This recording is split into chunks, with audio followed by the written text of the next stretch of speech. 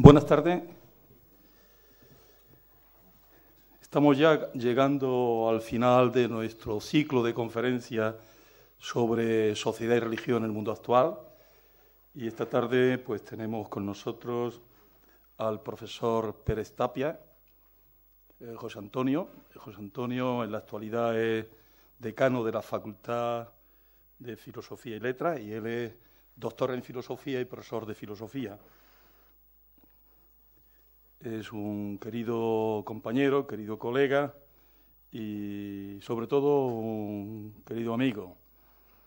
José Antonio es un hombre que ha intentado ser coherente desde su vocación filosófica, coherente con la propia filosofía y por ello no ha dejado de estar al día de los problemas de nuestro mundo, vistos desde esa perspectiva filosófica, pero también coherente con la comunidad, es decir, con el mundo que le rodea.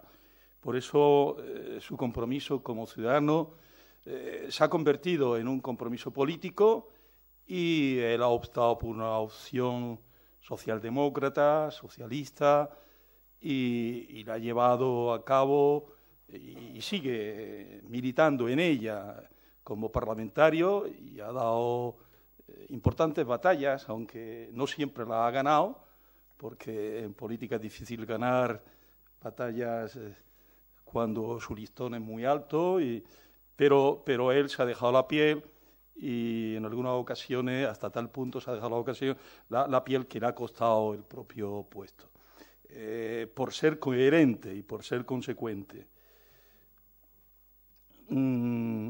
Ahora tiene un compromiso con la facultad y es el compromiso de trabajar por una facultad, la Facultad de Humanidades, la Facultad de Filosofía y Letras de toda la vida, y tiene también una tarea muy importante. Yo creo que es una tarea tan importante como la política o más importante que la política, porque pienso que la universidad está perdiendo el rumbo y faltan personas como José Antonio para que los órganos de gobierno de la universidad nos recuerden que la universidad tiene una misión que cumplir. La universidad no es un lugar donde los padres dejan a los hijos durante 4 o 5 años para asegurarles un porvenir. Cada vez esa imagen de la universidad es más antigua y sirve para menos. Sirve para nada, porque ya no sirve para nada, porque antes la gente salía con trabajo, pero ahora nuestros alumnos, cuando estás con ellos, te das cuenta de la difícil situación en la que tienen, en la que se encuentran, donde la perspectiva de un trabajo es muy compleja y en el peor de los casos será un trabajo precario durante mucho tiempo y no hay cosa más triste que irse a una aula de la universidad y darse cuenta de la desmoralización en la que viven nuestros estudiantes. José Antonio le ha tocado estar en una facultad donde esa experiencia está todos los días y creo que esto tiene solución, pero no es fácil. El profesor Pérez Tapia creo que tiene una misión muy importante en la Universidad de Granada. Bien, no les voy a... Ustedes conocen, la mayor parte de ustedes conocen a José Antonio también como yo. Él ha publicado una serie de textos relacionados con temas políticos desde la perspectiva filosófica y solamente voy a destacar los 2 últimos. Uno es del bienestar de la justicia, un libro reciente, y otro también muy reciente que toca el tema, uno de los temas políticos que tenemos ahora más candentes, que es el tema del nacionalismo, que se titula Invitación al federalismo. Bien, a José Antonio hay que leerlo y ver que su compromiso político no le impide ser un hombre libre. Y yo creo que esta es una idea importante. Se puede tener un compromiso político sin perder la independencia y sosteniendo la libertad de cada uno. Él es así y en ese sentido nos está enseñando todos los días que la libertad no está reñida con el compromiso concreto. Como el que tiene que hablar es él, y yo ya me he pasado, pues agradecerle enormemente que esté hoy con nosotros. Antonio, tienes la palabra. Muy bien, muchas gracias. No. Bueno, muchas gracias, Juan Francisco, por tus palabras desde la amistad tan cariñosas y se pueden ver también que un poco exageradas, vistas y oídas desde uno mismo. Y muchas gracias también a quienes organizáis este ciclo, Óscar Barroso como vicedirector o subdirector del Centro Mediterráneo y, bueno, Enrique Iglesias, José María Castillo, en fin, todos los que hacéis posible que este curso, que todos los años se desarrolla al amparo del Centro Mediterráneo, que tiene ya tanta solera, pues un año más teniendo lugar, ¿no? Y muchas gracias a todos vosotros que dedicáis un rato en esta tarde para compartir reflexiones, ideas y, si es posible, debatir un poco acerca de cuestiones que pensamos que son importantes y algunas hasta urgentes de ser abordadas, ¿no? Y por lo demás, una ocasión de esta, pues es, bueno, una ocasión más en la que los amigos nos encontramos.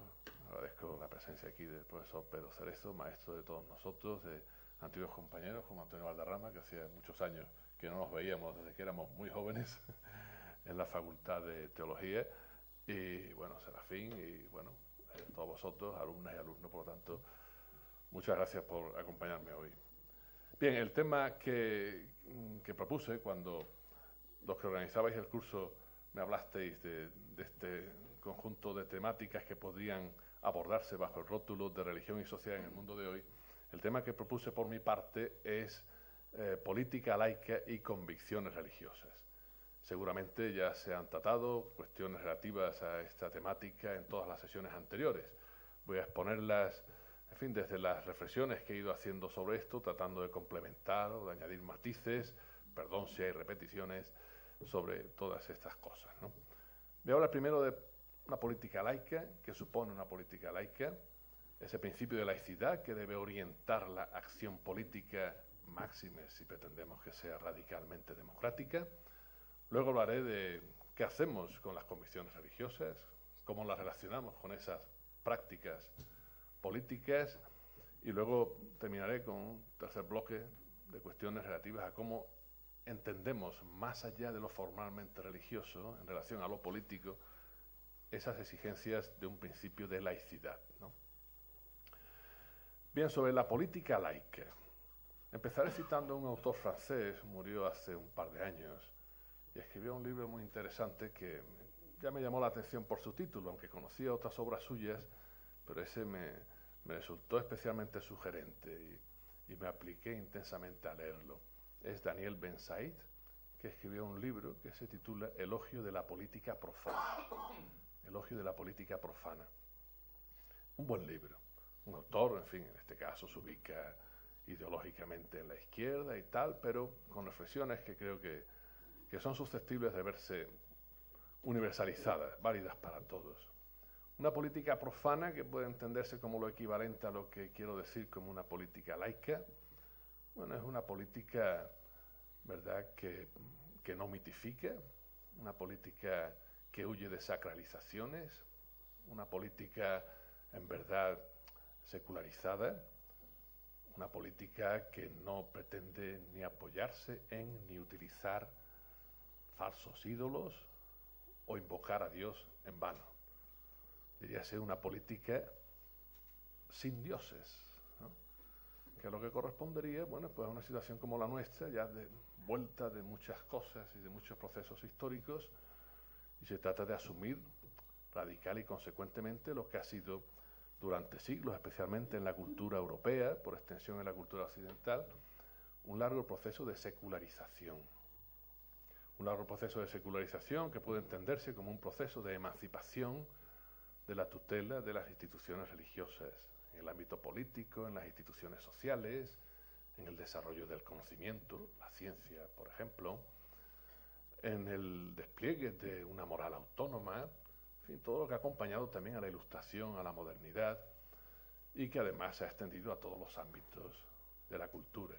Entonces vivimos en una sociedad, en una cultura secularizada, aunque ni del todo secularizada, ni bien secularizada, como se puede constatar en muchos casos, entre otros, cada vez que hay nuevas remitificaciones o nuevas resacralizaciones. Algo ha fallado entonces en esa secularización, ¿no? Entonces, una política profana como la que quería elogiar Ben Said es una política que asume esa secularidad. Y asumir esa secularidad es aplicarse, pues eso, a lo que queremos entender como una política laica. Ya digo, con estas características, que no se apoye, que no se remite a un dios, que no se apoya en dioses, que critica a los falsos ídolos, que no mitifica, que huye de toda resacralización y que es consecuente en ese sentido al orientarse desde una moral o desde una ética autónoma, ¿verdad?, en la cual nos inspiramos para determinados criterios y principios a la hora de actuar en el campo político. Eso es una política laica. Bien, una política laica, por lo demás, aspira a realizarse y aspira a reforzar un Estado democrático de derecho laico. El espacio de una política laica, lo coherente con una política laica, es impulsar un Estado democrático de derecho laico y a su vez consolidar, contribuir a que ese Estado sea efectivamente laico. La laicidad es lo coherente con un Estado democrático de derecho. Un Estado democrático de derecho en el que se reconozca la igualdad de todos los ciudadanos y ciudadanas, en el que no haya discriminaciones, en el que el Estado se pueda sostener en sus instituciones desde un principio de autonomía, sin injerencias o presiones ilegítimas de determinados grupos de poder, sean económicos, religiosos o de otro tipo. Pues un Estado democrático de esas características tiene que ser laico para ser consecuentemente democrático. Si un Estado no es laico, no es consecuentemente democrático. Así pues, ese Estado democrático en el que aspiramos a desenvolver una política laica, bueno, por lo demás, es el resultado tal como lo conocemos, aunque no lo hayamos logrado del todo. En España no lo hemos logrado del todo. Es un Estado que resulta de un largo proceso histórico que se remonta muchos siglos atrás. Podríamos mencionar distintos autores, distintos movimientos políticos, distintas tradiciones, la tradición liberal, la tradición republicana, también la tradición socialista, han hecho sus aportaciones para lograr ese Estado democrático de derecho que aspiramos a que sea laico. Sin duda, pues ese Estado democrático de derecho que aspiramos a que sea laico es el Estado que viene en ese contexto de secularización de la cultura, de las instituciones de la sociedad. Es el Estado que viene de un largo proceso de desacralización del poder, ¿verdad? Ese poder que se legitimaba, diríamos, desde arriba, desde la trascendencia, que pasa a legitimarse desde abajo, desde la inmanencia. Ya lo teorizó Hobbes al respecto hace algunos siglos. Esa desacralización del poder que luego, una vez que ese poder se inmanentiza, va pasando, bueno, pues del rey al Estado, del Estado a los ciudadanos, con un planteamiento cada vez más consecuentemente democrático, tal como lo podíamos encontrar en Rousseau, ¿sí? Una desacralización del poder, y se va configurando ese Estado democrático que, ya digo, buscando su propia coherencia, luego se va pretendiendo que ese Estado democrático sea laico.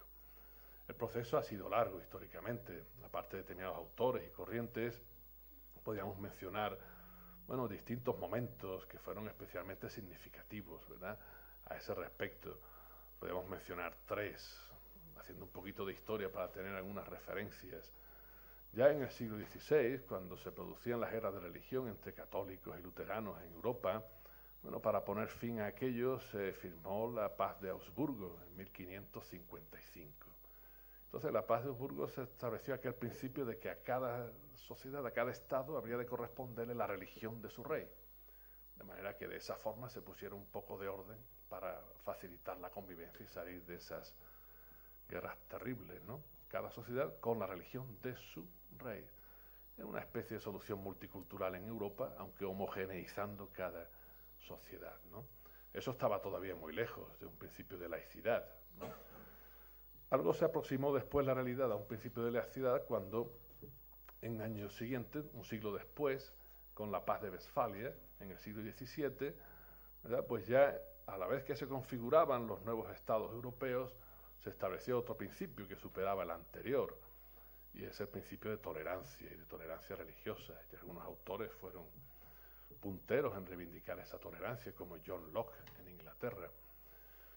Y entonces, según ese principio de tolerancia, bueno, aunque hubiera una religión oficial, pero se permitió ya que otros con distintas convicciones religiosas, con distintas pertenencias a distintas comunidades o iglesias, pues vivieran tranquila y apaciblemente en su sociedad, aunque no tuvieran la religión que era mayoritaria o dominante.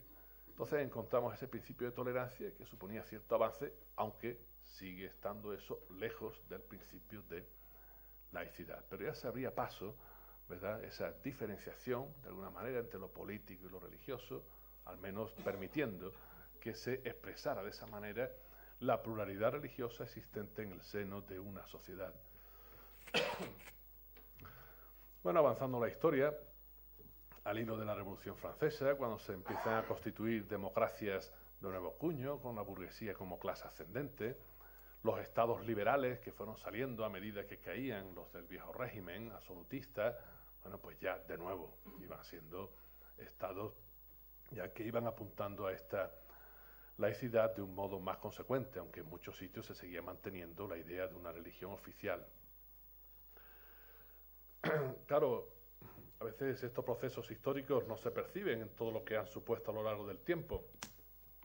Los mismos efectos de la Revolución Francesa en este terreno tardaron más de un siglo, es decir, hasta 1905, en la Tercera República,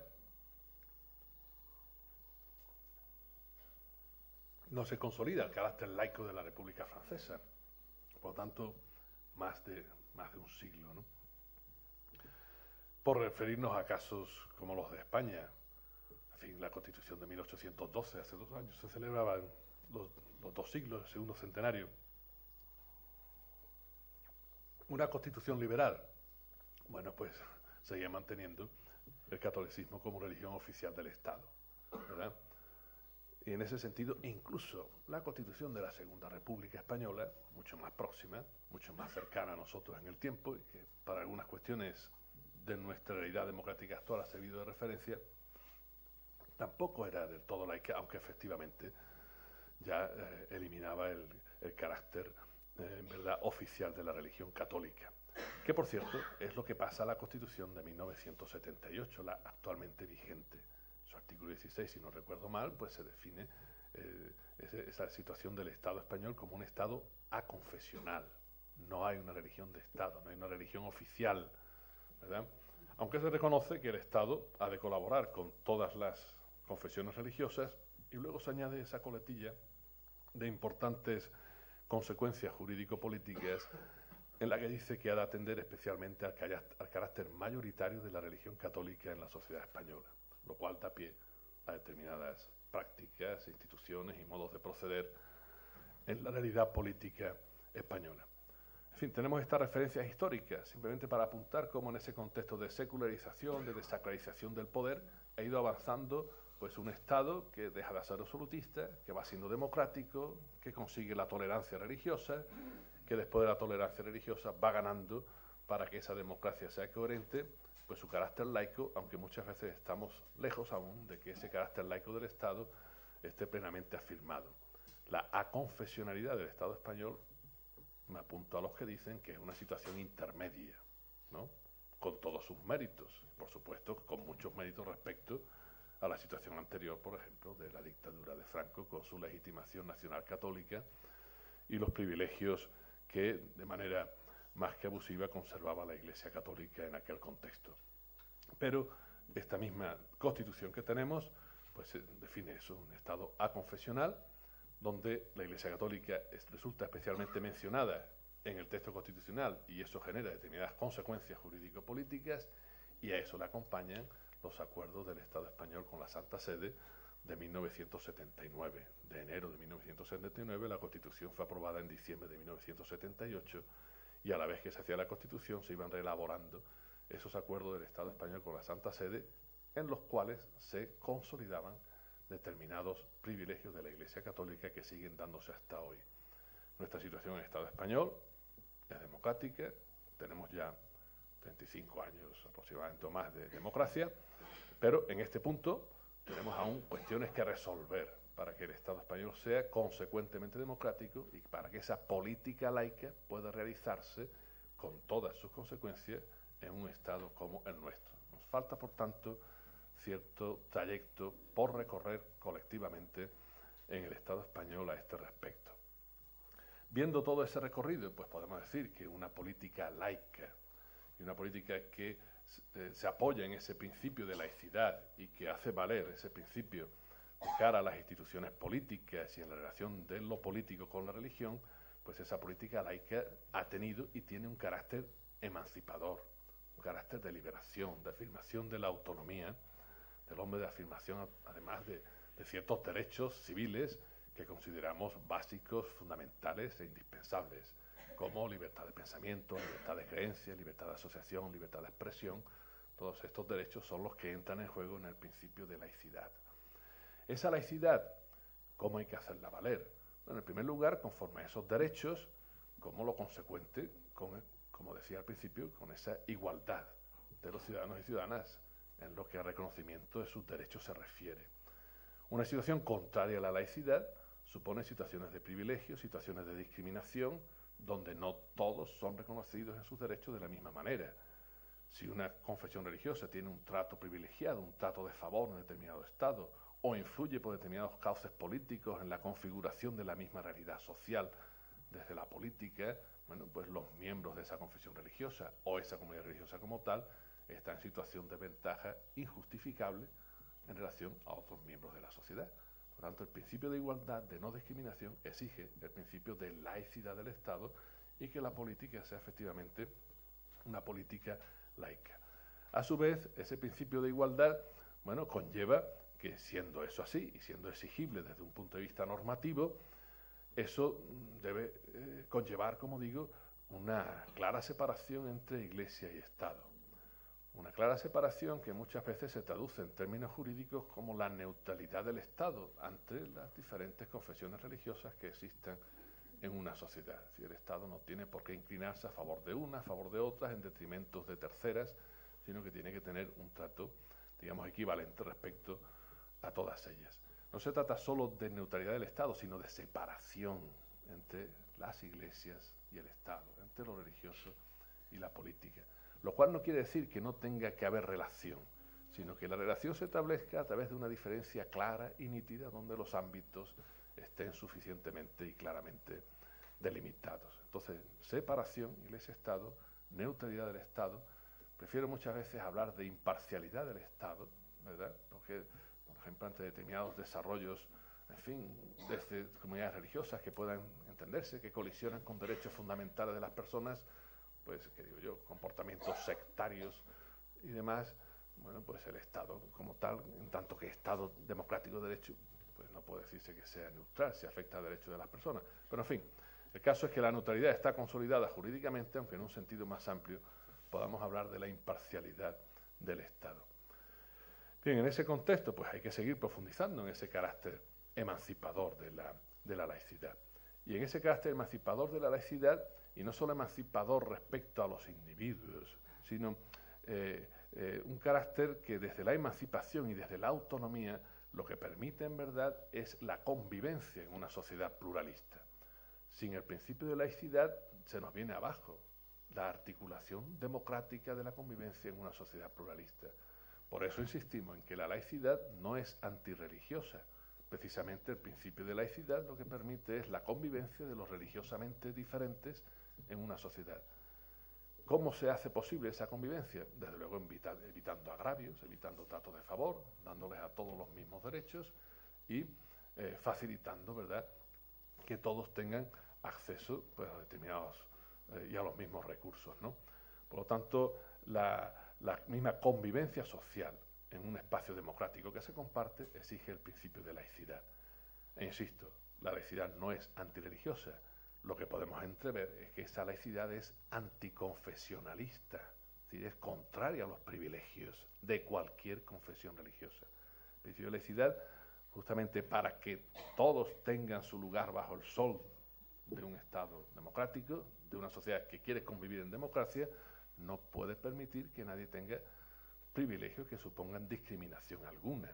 Por lo tanto, en tanto que esos privilegios es lo que implica una práctica confesionalista por parte de cualquier comunidad religiosa, la laicidad es anticonfesionalista, ¿no? Podríamos entrar en otras cuestiones, pero no es el caso porque a lo mejor nos desviaba mucho de nuestro recorrido. Porque claro, el confesionalismo es la práctica de determinadas instituciones religiosas que hacia afuera quieren mantener sus estructuras de poder, sus modos de estar en la sociedad, sus modos de posicionarse utilizando ventajistamente ciertos recursos. Podríamos decir el modo de mantener, bueno, pues la fidelidad de ciertos sectores sociales tradicionales, entre comillas, su clientela religiosa. Claro, el reverso del confesionalismo dentro de la institución es el clericalismo. En ese sentido, el principio de laicidad, si es anticonfesionalista, es anticlerical. Por tanto, el principio de laicidad, aplicado también dentro de las mismas confesiones religiosas, llevaría a ser consecuentes y buscar unas estructuras de las mismas confesiones religiosas que fueran más horizontales, menos verticalistas, menos jerárquicas, más comunitarias, menos impositivas, es decir, también criticando y transformando todo lo que supone el clericalismo hacia adentro, que como digo es lo correlativo del confesionalismo hacia afuera. Porque el principio de laicidad que aplicamos para la sociedad y que desde el punto de vista político es lo que nos interesa hacer valer para esta articulación de la democracia y de la convivencia, ese principio de laicidad, por otra parte, también debe ser asumido por las mismas confesiones religiosas, ¿no? Es decir, que de lo contrario nos encontraríamos siempre en una situación en la que estaríamos ahí en un ten con ten, desde una política laica, desde unas instituciones democráticas, desde un Estado democrático de derecho que quiere ser laico, bueno, en confrontación con unas confesiones religiosas que no asumieran la laicidad. Eso dificultaría enormemente encontrar cauces de convivencia, es decir, lo deseable, y cada parte tiene que hacer su recorrido, cada institución tiene que hacer sus cambios pertinentes, tanto las políticas como las religiosas, es que las religiosas también asumieran desde dentro de sí mismas el principio de laicidad.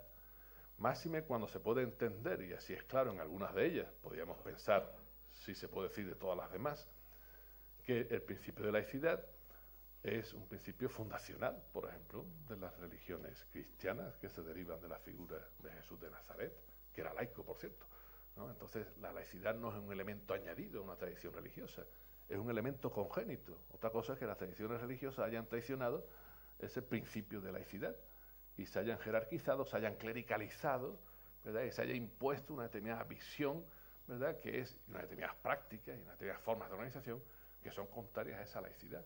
Entonces, la cuestión no es que la laicidad corresponda al Estado y a la política y el confesionalismo corresponde a la religión y a las iglesias, no. Es que el principio de laicidad del que hablamos corresponde a la política, al Estado, a la democracia, y también hay que hacerlo valer en el seno de las propias instituciones religiosas para que éstas asuman desde dentro el principio de la laicidad. ¿Eso es difícil? Pues claro que es difícil también, tiene que tener su propio recorrido, y las iglesias o las comunidades religiosas tendrían que avanzar en este sentido con paso mucho más decidido y haciendo, diríase, incluso cierta práctica de conversión al respecto, porque hay que someterse a ciertas renuncias, ¿no?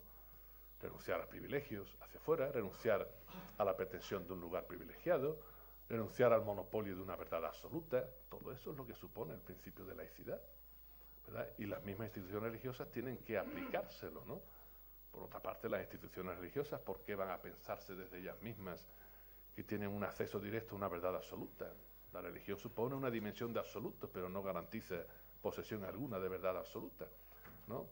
Esas son posiciones dogmáticas en las cuales pues, los mismos mensajes originarios que están a la raíz de las tradiciones religiosas se han visto distorsionados y en gran medida pervertidos, ¿no? Entonces, diríase que también este principio de laicidad hay que llevarlo al interior de las tradiciones religiosas, de las instituciones religiosas. En la medida en que eso se lograra, sin duda, esa articulación entre religión y política desde la diferencia, desde el respeto recíproco, sería mucho más fácil y, por consiguiente, la convivencia sería mucho más fácil también de articular. Bien, política laica, Estado democrático laico, principio de laicidad que se extiende a la política y también a las mismas instituciones religiosas, pero ¿y las convicciones religiosas? ¿Qué hacemos con ellas? ¿Verdad? A la vez que vamos estructurando todo eso según un principio de laicidad. Bien, las convicciones religiosas podemos hablar de ellas en tres niveles. al menos desde el enfoque en que ahora nos resulta pertinente. Por una parte, es verdad que las convicciones religiosas tienen su ubicación en la conciencia de cada cual, como convicciones personales, como creencias de fe de cada cual, quien las tenga, quien no, pues tendrá otras. Ahora bien, siendo eso así, y es deseable que sea así de la forma más madura posible, de la forma más autónoma, como unas convicciones, bueno, sometidas también a un tratamiento crítico, a una maduración personal, a una asunción mucho más elaborada y no dogmática.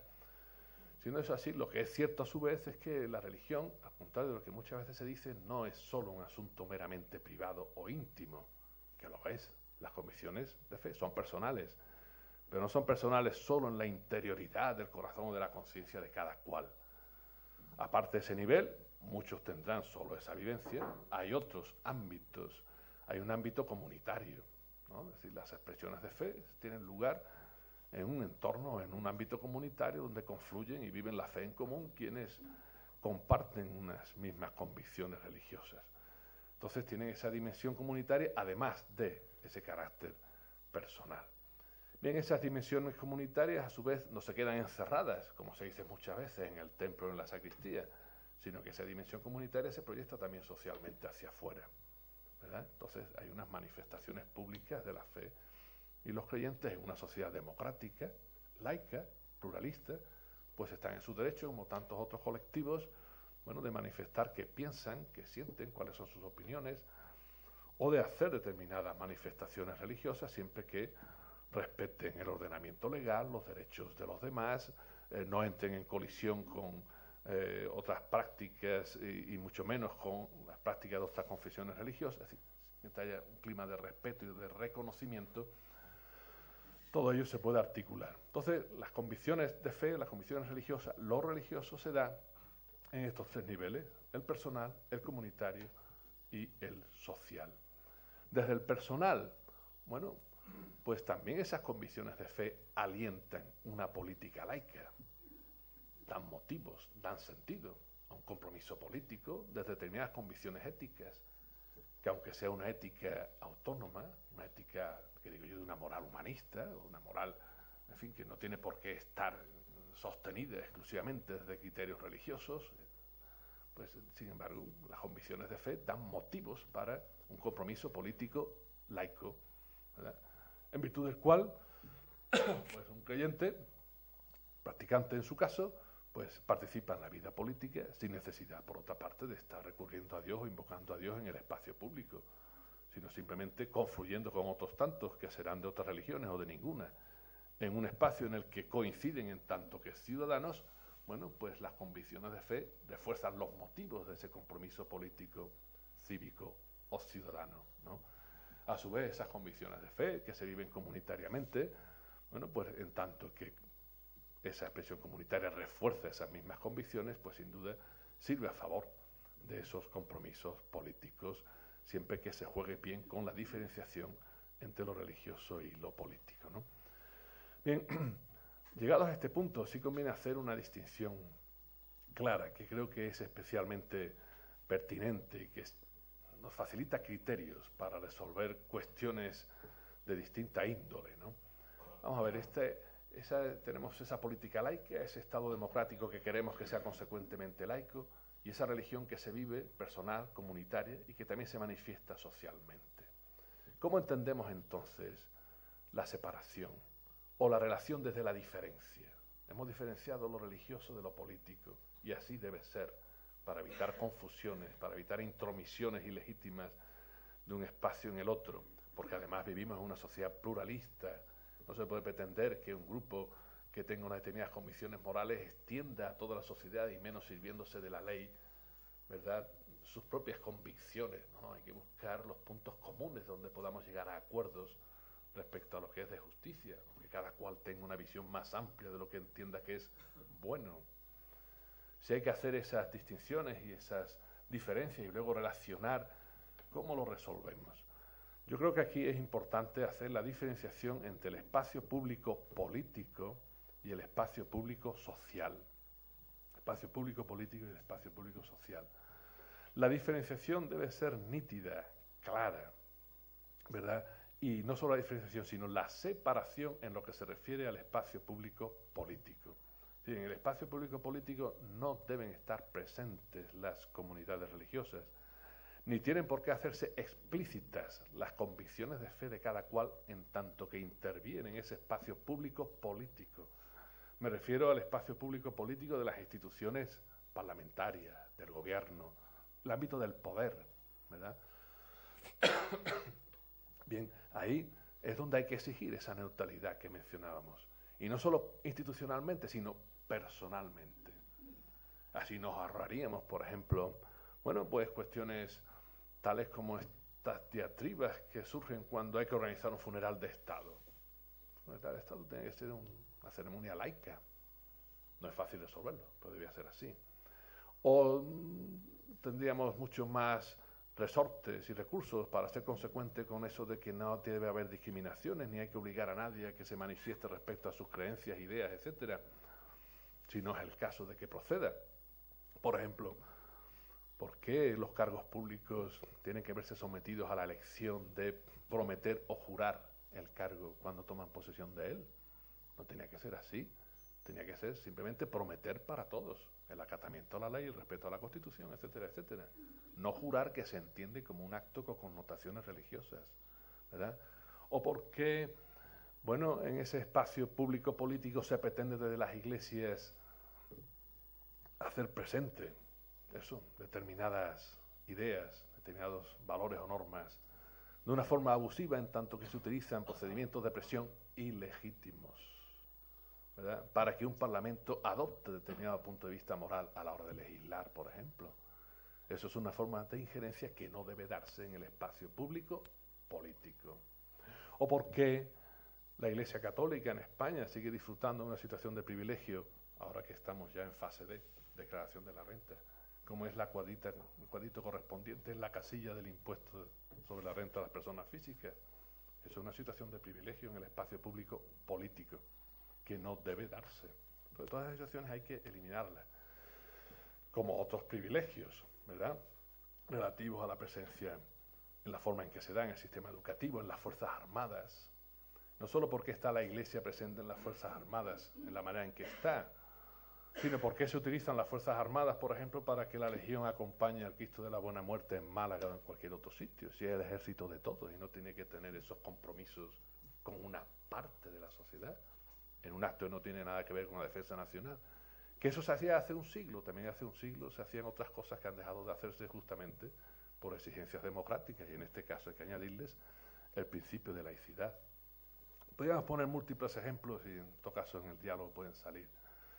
Por lo tanto, creo que con estas delimitaciones puede quedar más esclarecido, es decir, cómo operar con esa distinción y relación entre religión y política en el espacio público político. Allí no deben darse intromisiones ni interferencias en un sentido u otro.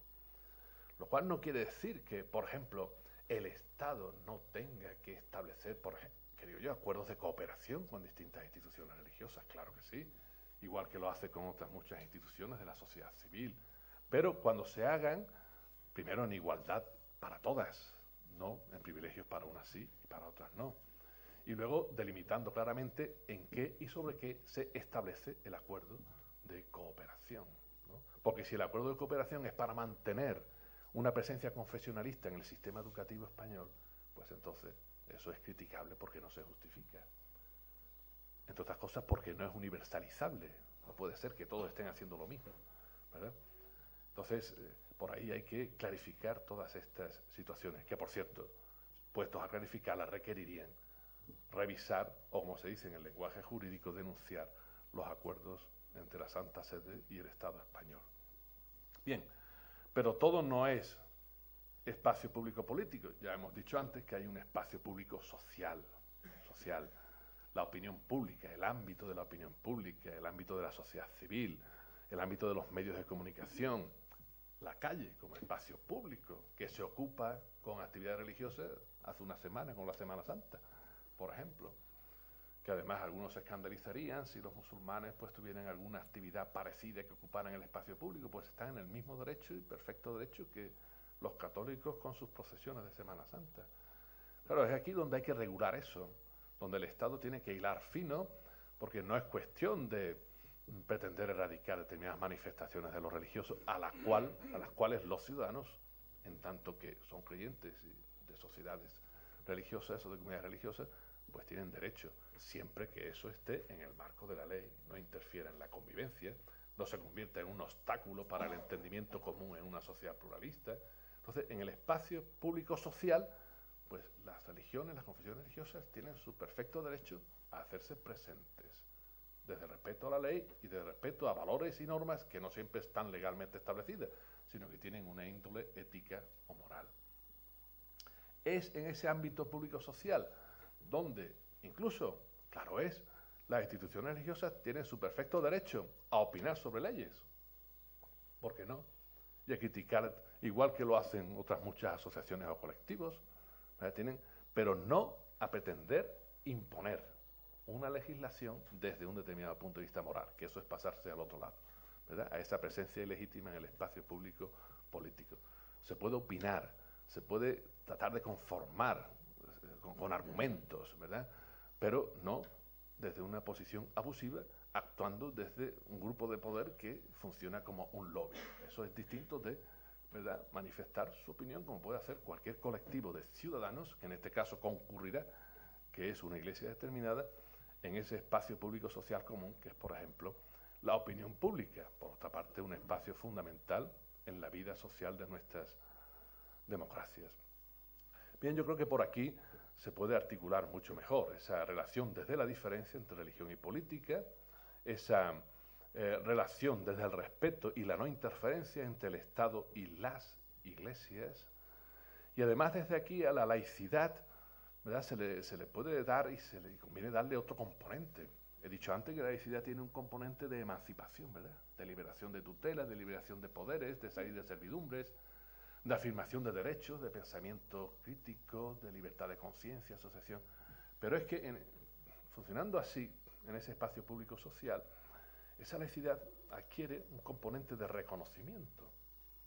Porque si tiene un componente de emancipación, esa laicidad también tiene un componente de reconocimiento, bueno, que lo religioso tiene una determinada densidad, tiene una apoyatura antropológica, tiene, digamos, también un papel en las culturas en las que nos movemos, las cuales, por otra parte, tienen sus matrices en tradiciones religiosas que vienen de muy atrás.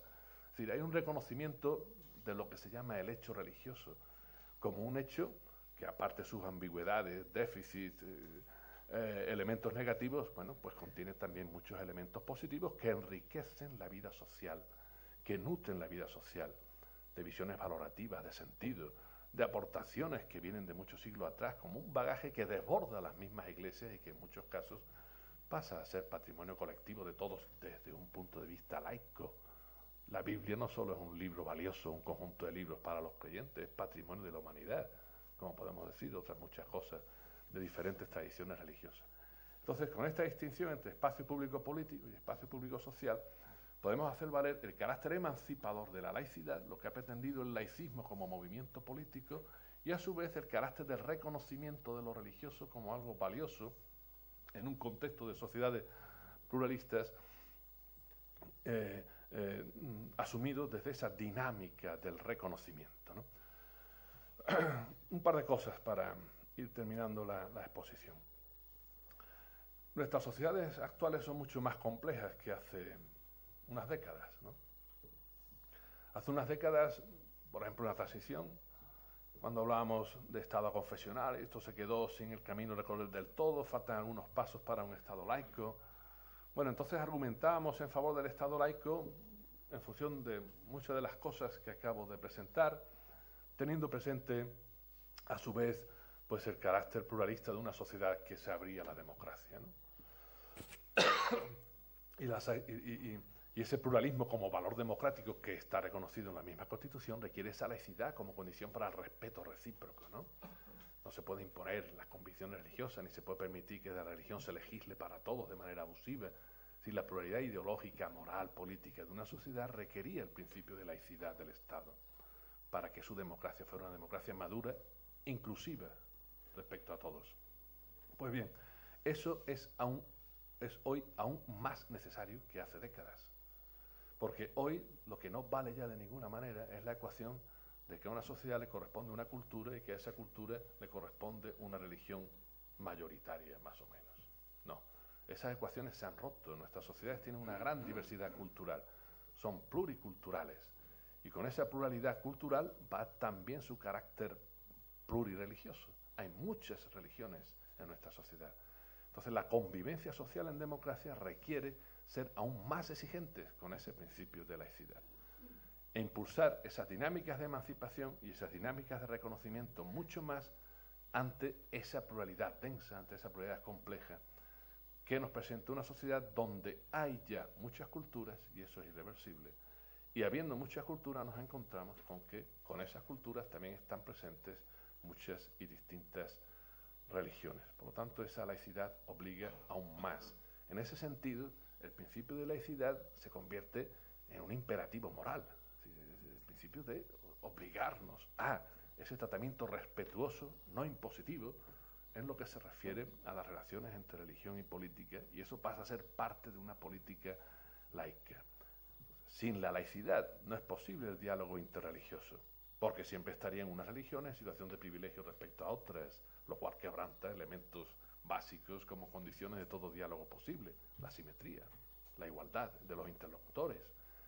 La laicidad, por tanto, es necesaria para ese diálogo interreligioso y, como el diálogo interreligioso es a su vez parte que hay que hacer valer en el diálogo intercultural, pues nuestras sociedades multiculturales que tienen que articular su carácter desde principios de interculturalidad necesitan ese principio de laicidad como algo absolutamente indispensable si queremos convivir en paz. Podríamos citar aquí a muchos, entre otros Hans King, ¿verdad?, en su libro ese sobre ética mundial, donde decía que no habrá paz entre las naciones si no hay paz entre las religiones, ¿no? Bueno, pues no habrá convivencia entre las culturas si no hay paz entre las religiones que muchas veces encontramos detrás o la matriz de esas culturas. Por lo tanto, eso pasa a ser nuestro contexto un apremio más para operar consecuentemente con ese principio de laicidad y que nuestras democracias sean efectivamente inclusivas. No solo para la sociedad mayoritaria, para los grupos dominantes de la cultura de toda la vida, entre comillas, sino para los que han llegado y tienen su perfecto derecho a vivir entre nosotros en condiciones dignas, en condiciones también de reconocimiento igualitario de derechos. Por lo tanto, el carácter intercultural de nuestras sociedades y la política que exige esa interculturalidad, ¿verdad?, pues aún apremia más para la laicidad y que la acción política sea efectivamente laica. Bien, llegados a este punto, una cuestión más para rematar. Desde este principio de laicidad, que obliga, además de a no discriminar, a respetar el principio de igualdad, a separación, religión, política, a relacionar desde estos criterios clarificados lo que hemos diferenciado, bueno, pues ese principio de laicidad, no solo hay que hacerlo operar respecto a lo que formalmente es religioso, a lo que se reconoce sin más como religioso, porque así lo hemos visto y vivido en nuestras sociedades y culturas, sino que ese principio de laicidad hay que aplicarlo a aquello que funciona religiosamente, aunque no aparezca como religioso. Vuelvo a Ben Said al principio. Una política profana es una política que no sacraliza, que no mitifica, que no idolatra. Por lo tanto, no solo funciona religiosamente lo que se da en las religiones que se entienden como tales, sino funciona religiosamente aquello a lo que muchas veces se le rinde un culto, aunque no parezca que se expresa explícitamente religioso. El mercado, claro que se sacraliza. El Estado, claro que se sacraliza.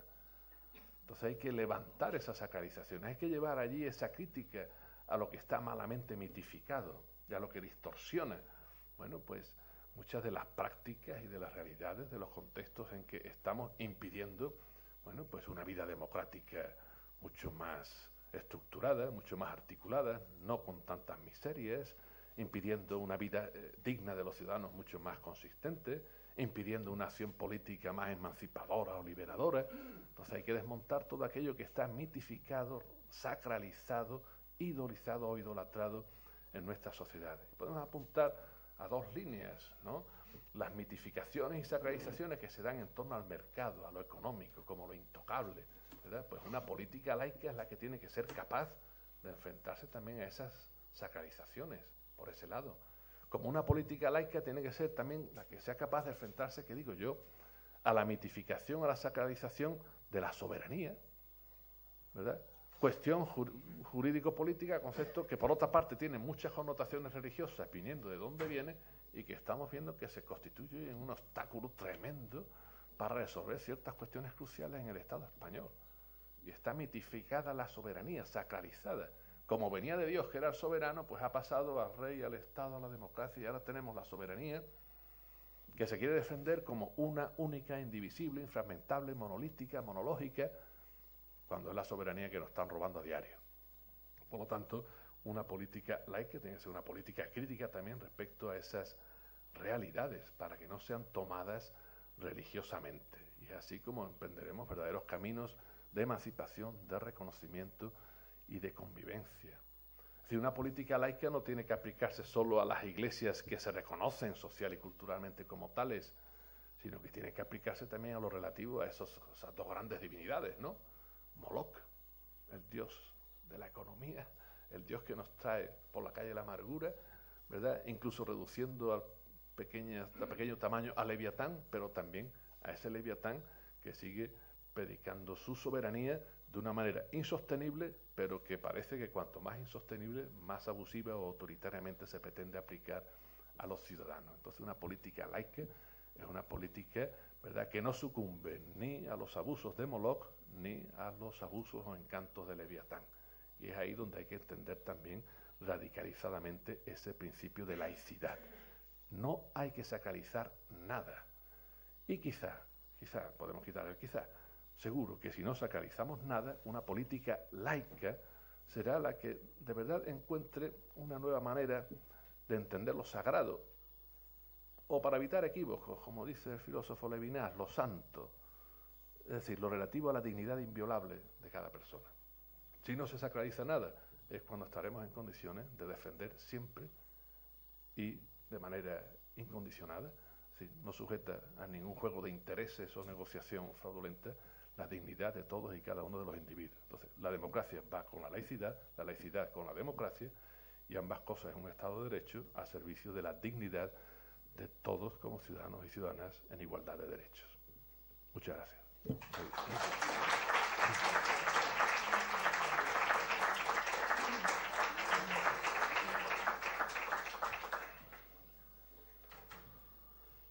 Bueno, pues les toca plantear alguna cuestión que consideren pertinente, no solo preguntar, como parece que toca, sino añadir, matizar o aportar después de lo dicho por mi parte.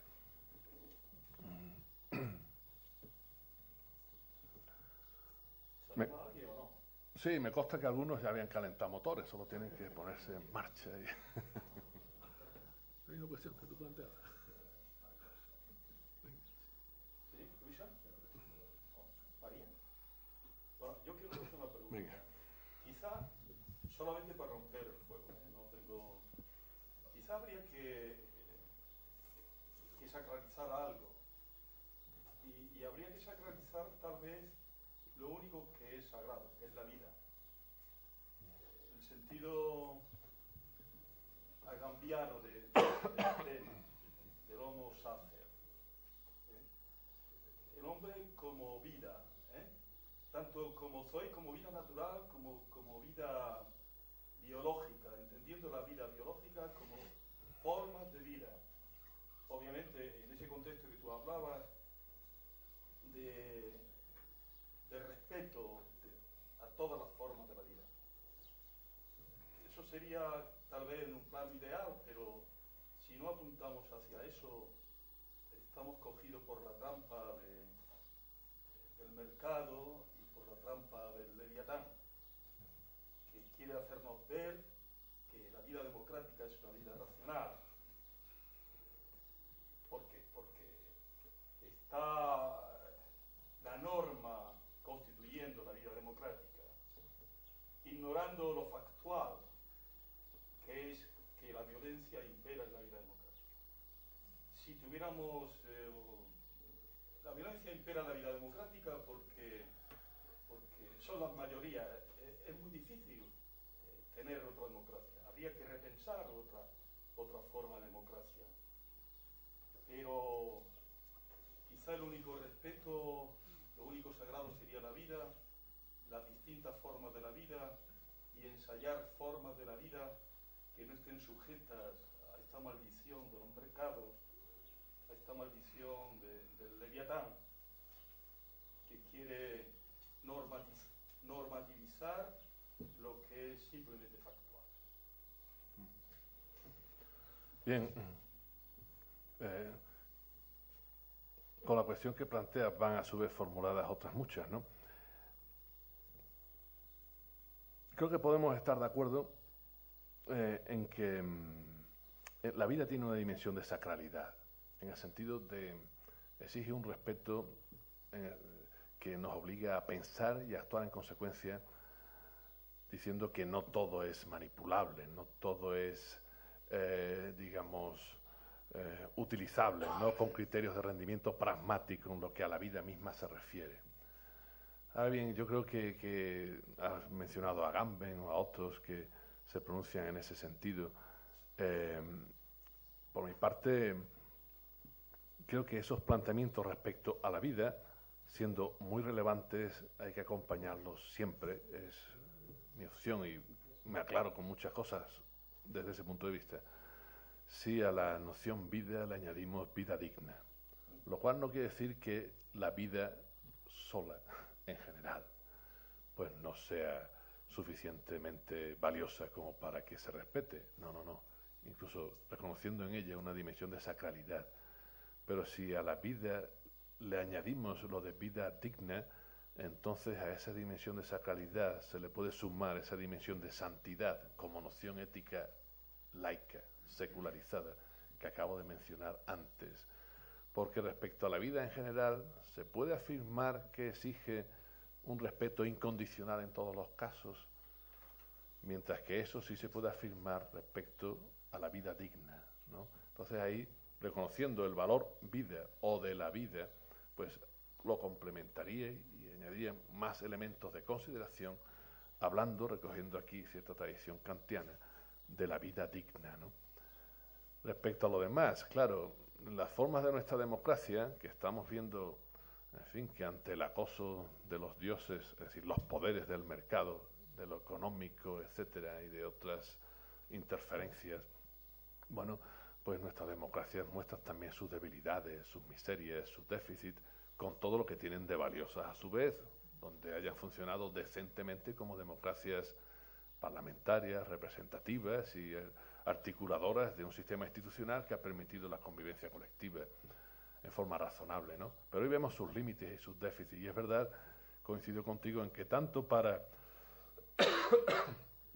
lograr ese mayor respeto a la vida, como para lograr ese respeto incondicional a la vida digna de todos y cada uno de los individuos, nuestras democracias tienen que hacer todavía un largo recorrido de profundización en ellas mismas, ¿no?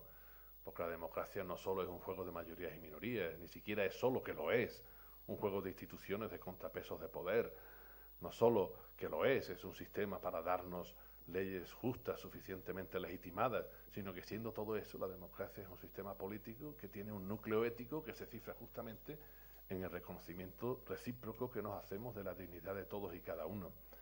Bien, hay que, por lo tanto, mejorar considerablemente esa democracia en sus mecanismos, en sus instituciones, en sus formas de participación, de representación, y además mejorándolas, reforzándolas, ¿verdad? Porque justamente las vemos debilitadas ante los poderes económicos que las traen de cabeza a nuestras democracias. Aun diciendo todo eso, siempre aparecerá el problema de la violencia. Ya Max Weber vio bien que el Estado conlleva pues una dosis de violencia que hay que administrar muy cuidadosamente para que no se vuelva en contra, para que no engulle al mismo Estado, convirtiéndolo en totalitario. Es el componente diabólico. En tanto que un Estado que tiene que articular la convivencia no solo tiene que dotarse de buenas leyes, sino que habiendo infractores necesita, desgraciadamente, cierto poder coercitivo, pues el Estado siempre implicará una dosis de violencia mínima. Que justamente estamos viendo que esos Estados venidos a menos renuncian a ese monopolio legítimo de la violencia y lo pasan, como ocurrirá con la Ley de Seguridad Ciudadana y Seguridad Privada, a instituciones privadas, lo cual es un desastre, porque el mismo Estado se desentiende de lo que debiera ser competencia suya de manera exclusiva. Por lo tanto, aquí es verdad que hay un componente de violencia que el mismo Estado tiene que administrar muy cuidadosamente para defendernos de otras violencias que pueden socavar la vida y acabar con nuestra dignidad.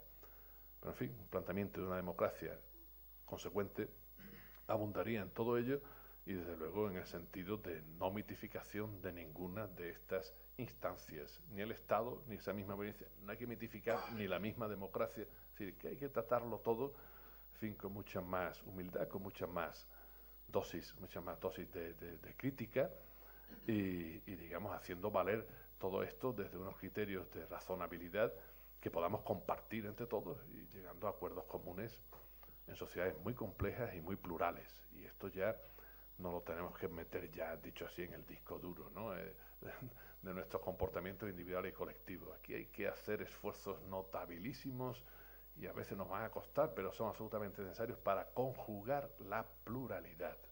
Pluralidad de culturas, pluralidad de naciones, pluralidad de ideologías, pluralidad de religiones. Esa es la realidad humana, plural. Muchas gracias. Sí. Me surgieron muchas cuestiones al oírte, te agradezco la reflexión y te voy a plantear algunas de ellas para establecer un pequeño diálogo. La primera, al escucharte me viene a la cabeza aquella reflexión, o aquella definición de, creo que era de Lindenwald, que decía que la ilustración es el proceso de la razón contra la historia. Siempre me surge la pregunta de qué hacemos con la historia. Es decir, tenemos una historia de procedencia que configura nuestra identidad.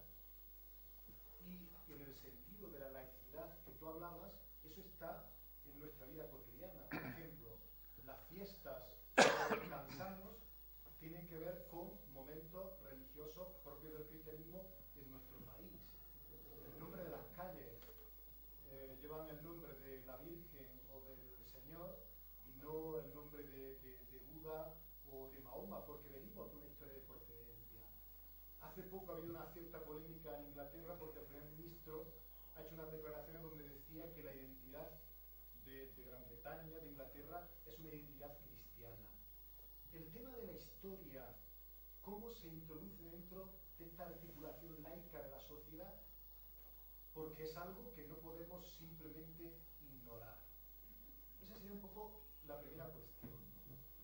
La segunda cuestión, al escucharte también me parecía que había un interlocutor implícito que era, de alguna forma, un tanto uniforme. Daba la impresión de que en tu reflexión el interlocutor es el cristianismo y concretamente el catolicismo.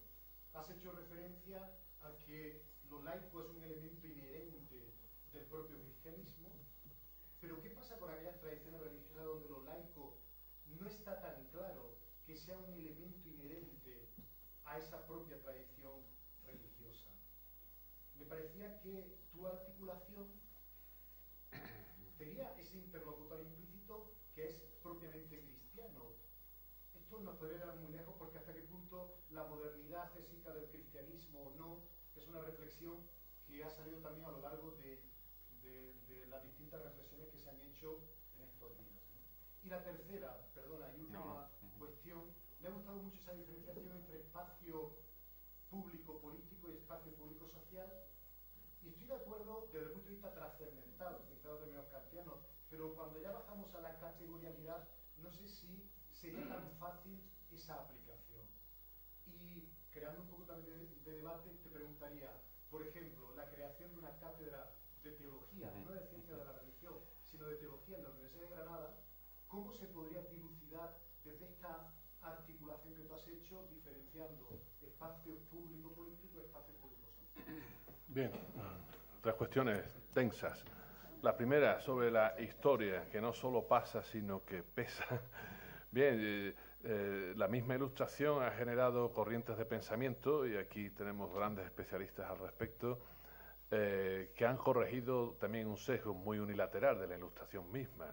Toda la corriente hermenéutica que encabezó Gadamer y otros han seguido con sus antecedentes desde Schleiermacher, etc. Bien, entonces la Ilustración, digamos, se corrige a sí misma pensándose no solo contra la historia, sino también heredera de la historia. Es decir, la Ilustración tiene su tradición, como dice hasta Paul Ricoeur, hasta la emancipación y sus revoluciones tienen su tradición. Y justamente hay tradición cuando las posiciones no son tan conservadoras que hace que la dinámica se detenga, ¿no? Bien, entonces la historia, claro que llega hasta nosotros. Entonces, en este sentido hay que corregir esa visión, ¿verdad? Pero, por otra parte, haciendo valer otros elementos, es decir, que determinadas prácticas, determinadas instituciones, determinadas situaciones, bueno, tampoco se pueden justificar solo porque vengan de la historia, sino que hay que añadir otros elementos en la argumentación para ver si pasan o no el filtro de lo universalizable, diríamos, de lo que podemos aceptar razonablemente entre todos. Que en nuestra cultura haya elementos donde lo cristiano esté de forma muy señalada, pues digamos va de suyo con la historia de nuestra tradición, y a pretender hacer un borrón de todo ello, bueno, pues nos llevaría a situaciones absolutamente grotescas y algunas de consecuencia, es decir, el mismo concepto de soberanía que acabo de mencionar, bueno, pues tiene una clara, tal como se ha formulado en Occidente, y ya Carl Schmitt y otros lo estudiaron al respecto, bueno, pues tiene una determinada procedencia vía secularización de conceptos teológicos y demás de la tradición cristiana. Bien, por lo tanto, eso hay que manejarlo desde esas posiciones, digamos, de búsqueda de entendimiento, pero no un entendimiento, por una parte, que juzgue de manera desconsiderada, pero que por otra parte tampoco se desentienda de elementos críticos. Y hay que buscar ese equilibrio, que determinadas calles, plazas, pueblos tengan esas denominaciones en las que se evidencian no la identidad cristiana ya de una sociedad secularizada, sino la procedencia cristiana, ¿verdad? Digamos, esas raíces culturales que están ahí funcionando.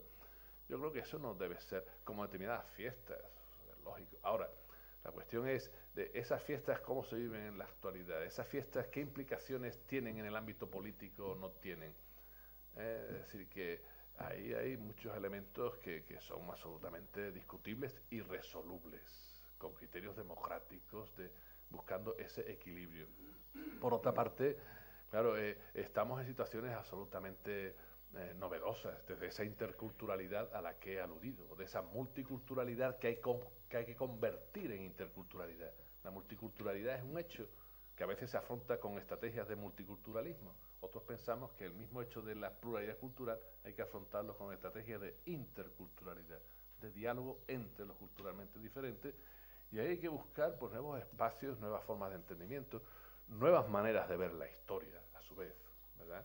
Y en ese ver la historia, bueno, pues hay que buscar también, digamos, posiciones que sean universalizables, que sean susceptibles de ser aceptadas por todos. Muchas veces no será fácil, ¿verdad? Pero, digamos, también el tiempo irá decantando ciertos criterios respecto a esto, respecto a la presencia de comunidades islámicas en nuestras sociedades, en nuestras ciudades, ¿no? Es decir, en barrios nuevos, pues, ¿por qué no va a haber determinadas denominaciones que, sin ser necesariamente coránicas, hagan alusiones a elementos de la tradición cultural del mundo islámico? Si ya en muchos barrios tienen una presencia notabilísima. Si hay que adoptar muchos criterios. El punto contrario sería pues aquella manifestación de una ilustre señora, en este caso era de Cataluña, que decía que cómo iban a permitir que aparecieran minaretes musulmanes, bueno, al lado de las torres románicas del Pirineo. Pues mire usted, seguramente no van a proliferar como setas los minaretes, pero si en algún sitio hay alguno, pues tampoco es para escandalizarse.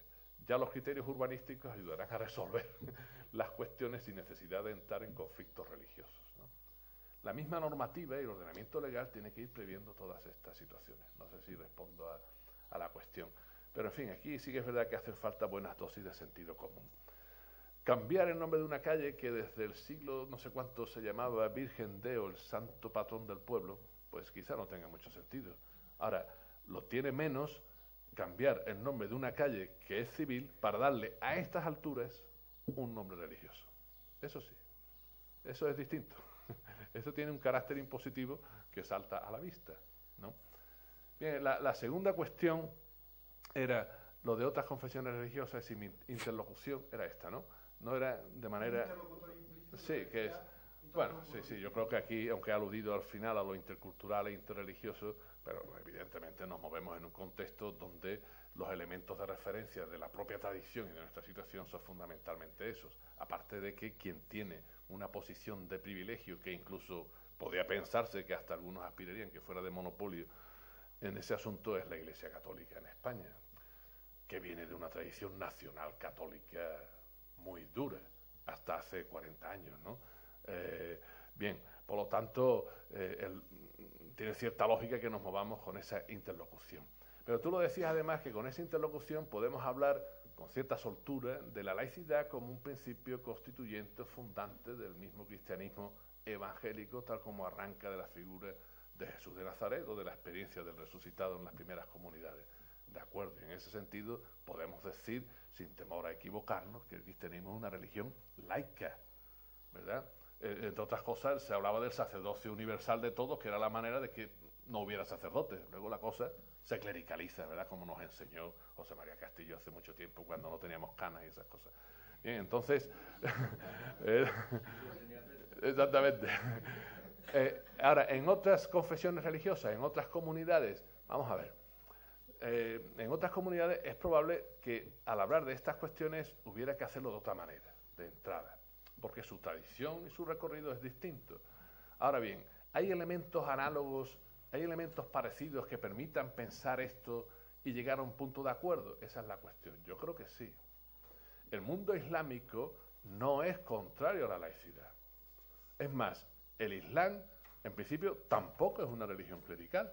Tampoco. Otra cosa, luego han surgido los imanes en todas las mezquitas y toda una serie de prácticas y de cuerpos orgánicos en el mundo islámico, pero tampoco es una religión sacerdotal de entrada. Es una religión laica. Por otra parte, hay que recordar, ya que sale la cuestión, aprovecho, que todo esto de la laicidad y todo esto de la diferenciación entre religión y Estado, tiene un punto de arranque, que es la distinción entre razón y fe. Y esa distinción, hombre, antes de que madurara en el campo cristiano medieval, pues ya hizo su largo recorrido en el campo hispano-musulmán, por ejemplo, con Averroes y Maimónides, y de ahí pasó al otro lado, ¿no? Por lo tanto, ¿qué quiere decir? Que hoy encontraremos en el mundo islámico, bueno, pues ciertas corrientes fundamentalistas, algunas integristas, como cualquiera que mirara el mundo católico en época de Franco, en época de Pinochet, en distintos sitios, o en otros sitios aún todavía hoy, en otras latitudes. El cristianismo polaco, el catolicismo polaco, tampoco es que sea muy laicista, ¿no? Por citar algunos casos. Bien, quiero decir que tienen que hacer sus propios recorridos, retomar el hilo perdido de Averroes, como dicen muchos autores de raíces culturales musulmanas. Por lo tanto, no hay que pensar que la laicidad es contraria a, o incluso ajena al mundo islámico. Es más, hay autores, en fin, tenemos a mano unas largas nóminas que podríamos citar, sobre todo gente que está pensando desde ámbitos más liberales, como en Túnez, o como en el Islam francés o europeo en general, que están defendiendo abiertamente un Islam que asuma la laicidad como condición de la democracia, ¿no? En ese sentido yo tengo esperanzas de que se abra un camino. Ahora, claro, lo que resulta chocante y resulta inadmisible de otras confesiones religiosas es que, bueno, por ejemplo, que la Iglesia Católica u otras exijan laicidad, demanden laicidad, la reivindiquen en otros contextos y en los propios países donde es mayoritaria y se olviden de reivindicar la laicidad y pretendan mantener ciertos privilegios. Eso es una contradicción clamorosa, ¿no? Perdona, la tercera cuestión era... la cátedra de teología.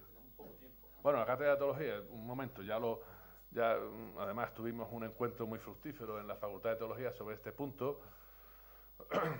Yo creo que la cátedra de teología, bueno, se puede defender. Otra cosa es si se ha defendido de la mejor manera, que tenga cierta presencia en una universidad civil. Ahora se puede defender, ¿no?, de forma parecida como defendía Kant también ciertas cuestiones respecto a una teología crítica en su momento. Es decir, la teología puede tener su espacio en una universidad pública y civil como es la nuestra, a la manera de una cátedra de teología que no es una enseñanza arreglada.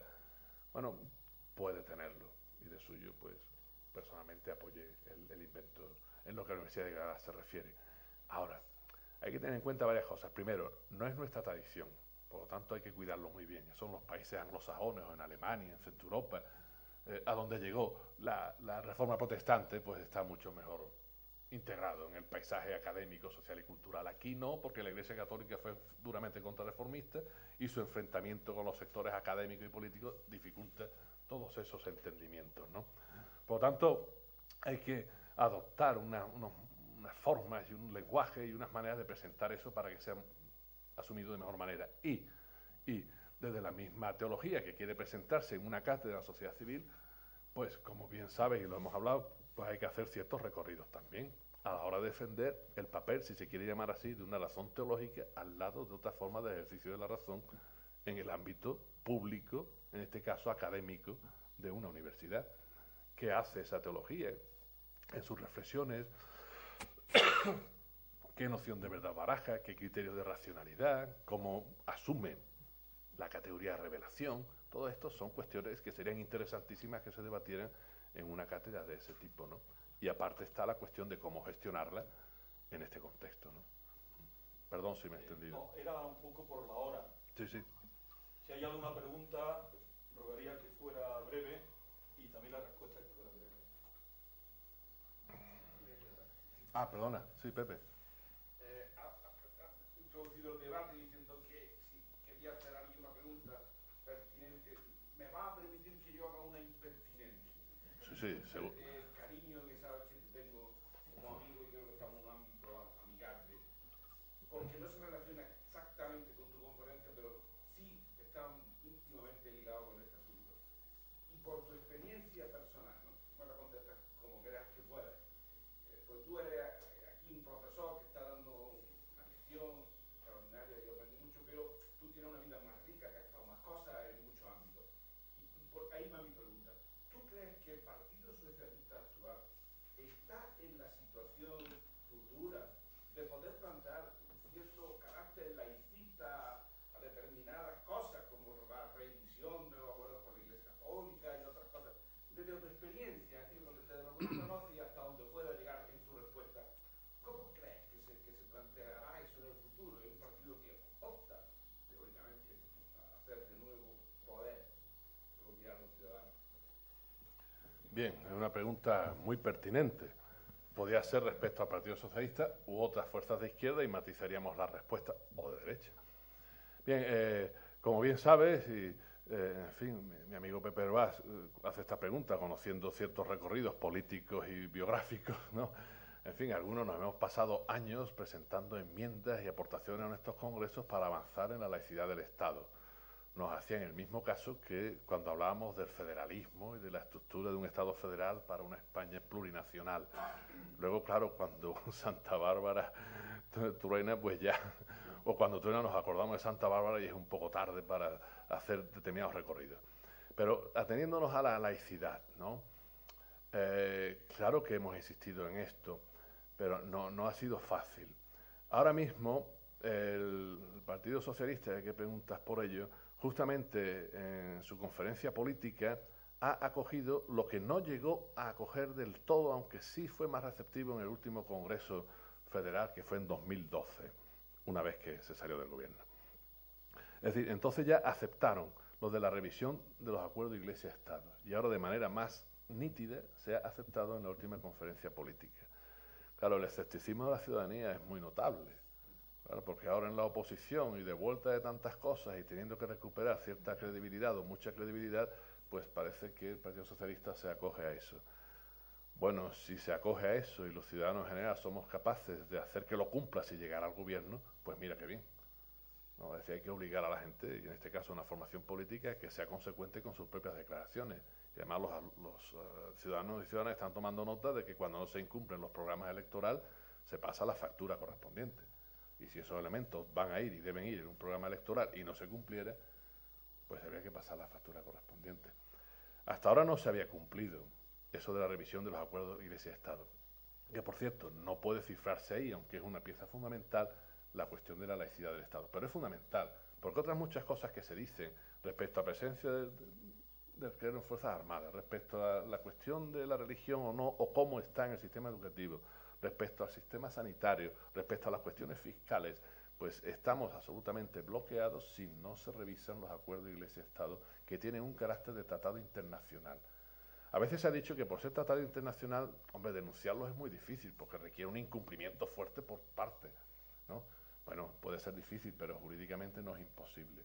Algunos pensamos en su día que una vía para ello era hacer la reforma que consideramos necesaria por otros motivos de la Ley de Libertad Religiosa de 1980.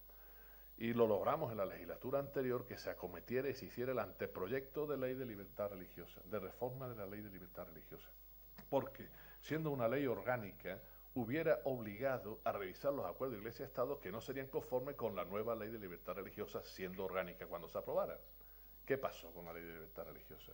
Pues que se hizo el anteproyecto, pero dada la situación de la legislatura y su deriva en el último tramo, se metió en el cajón y no salió de allí, ¿no? Por lo tanto, es otro punto más en los que se llegó tarde.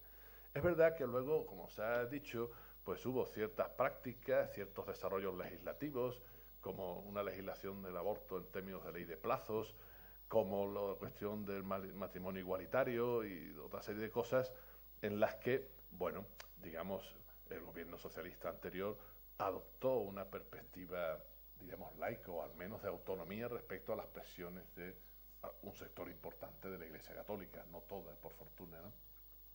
Pero sigue siendo necesario hacer un gran recorrido sobre eso y sigue siendo necesario un trabajo importante de clarificación, de análisis, de crítica de la realidad, de elaboración ideológica, porque ahí me atrevo a decir que hay bastante penuria al respecto. Es decir, hay muchos tópicos, muchos prejuicios por un lado y otro. Este tema que tratamos aquí, como has dicho, tan amigablemente, bueno, pues es un tema que es difícil de tratar en otros muchos foros, porque los prejuicios funcionan con mucha fuerza por un lado u otro. Unos ven en la religión solo clericalismo, prejuicio, anticualla, no hay manera de sacarlos de ahí, ni incluso para reconocer que es un hecho social que hay que regular. Y siguen pensando que la religión y los cristianos tienen que estar en la sacristía y echarle el cerrojo. Pero esos mismos que dicen eso luego van que pierden el paso por situarse delante del paso como autoridad para que todo el mundo le vea y, en fin, no perder cancha desde un punto de vista electoralista. Son las contradicciones, ¿no? Y otros ven que cualquier discurso de este tipo, incluso tratando de matizar entre espacio público social y espacio público político, lo ven como un laicismo antirreligioso. Entonces, es un terreno donde hay que hilar fino y los que vayamos elaborando esto, pues ir haciendo opinión en la medida que podamos. Era absolutamente pertinente, Pepe.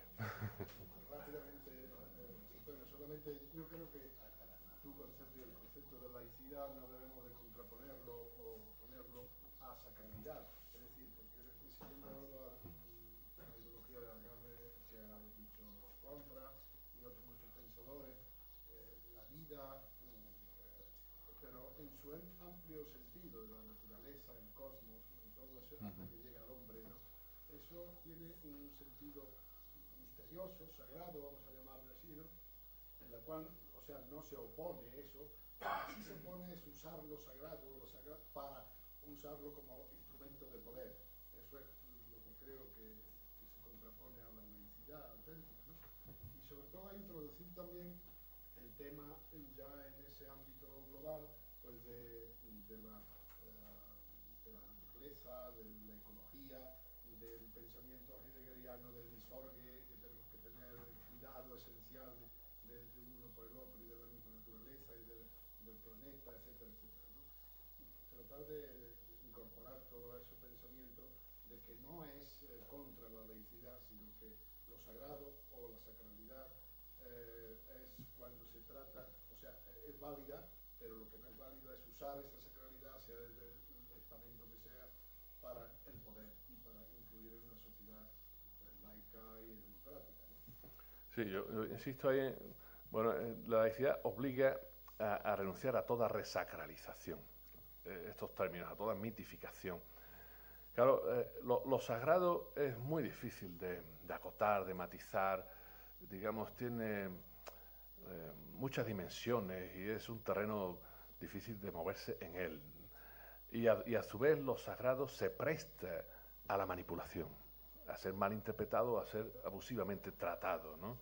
Por eso creo que, llegado a determinadas cuestiones, hay que dar el salto, y en eso le sigo viendo otro mérito a Levinas cuando habla de los santos, en referencia a la dignidad, ¿no?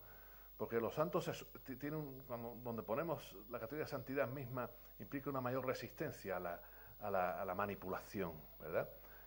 La dignidad, si ponemos ahí la santidad, lo inviolable, eso es inviolable incondicionalmente. Mientras que lo sagrado es mucho más dúctil y puede resacralizarse, puede manipularse, etcétera.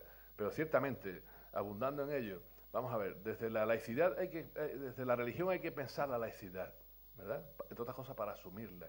Y desde la laicidad también hay que repensar la religión. Hay que hacer ese recorrido.